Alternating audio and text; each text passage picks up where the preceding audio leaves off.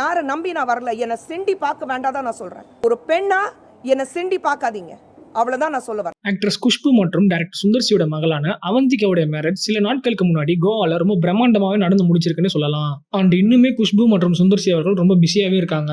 அதுவே இப்ப சோஷியல் மீடியால பேசும் பொருளா மாறி இருக்க இந்த நிலையில இப்ப குஷ்பு சுந்தர்சி பத்தி ஜேர்னலிஸ்ட் ஒருத்தவங்க ரொம்ப சர்ச்சையா இன்டர்வியூ கொடுத்திருந்தது பலரையுமே அதிர்ச்சியா அழைத்திருக்கு.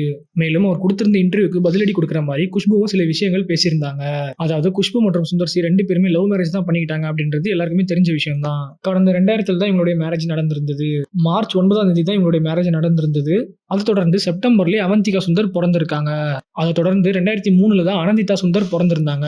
ஸோ குஷ்பு 9 மந்த் பிரெக்னெண்டா இருக்கும்போது சுந்தர்சி அவர்கள் குஷ்புவை விட்டு பிரிஞ்சிடலாம் அப்படின்னு முடிவு பண்ணியிருந்தாரு. ஸோ இந்த ஒரு சூழ்நிலையில குஷ்பு விட்டு சுந்தர்சி பிரிஞ்சிடலாம், அவங்க பிரெக்னெண்டா இருந்தாலும் தெரிஞ்சிருந்தாலும் பிரிஞ்சிடலாம் அப்படின்னு சொல்லியதாகவும், அதுக்கப்புறமா துபாயில இருந்து தாவூத் அப்படின்ற ஒரு டீம் கிட்ட இருந்து சுந்தர்சியை மிரட்டியதாகவும் அவர் சொல்லியிருந்தாரு.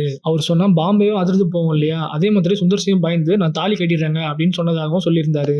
சங்கீதா விஜய் த்ரிஷா மாதிரி தான் குஷ்பு சுந்தர்சி கதையும் அப்படின்னு சொல்லியதாகவும், இதை பார்த்து கடுப்பான குஷ்பு இதுக்கு ரிப்ளை கொடுக்குற மாதிரி சில விஷயங்களை பேசியிருந்தாங்க.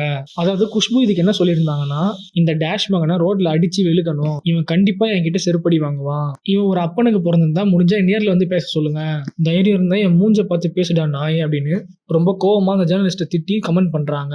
இந்த விஷயம் நடந்தே 3 மாசம் ஆகியிருந்தாலும் இப்ப அவந்திகாவோட வெட்டிங் டைம்ல குஷ்புவோட வெட்டிங்ல நடந்த சர்ச்சை இதுதான் அப்படின்னு சொல்லிட்டு இந்த விஷயம் தான் சோஷியல் மீடியால பேசும் பொருளா மாறி இருக்கு.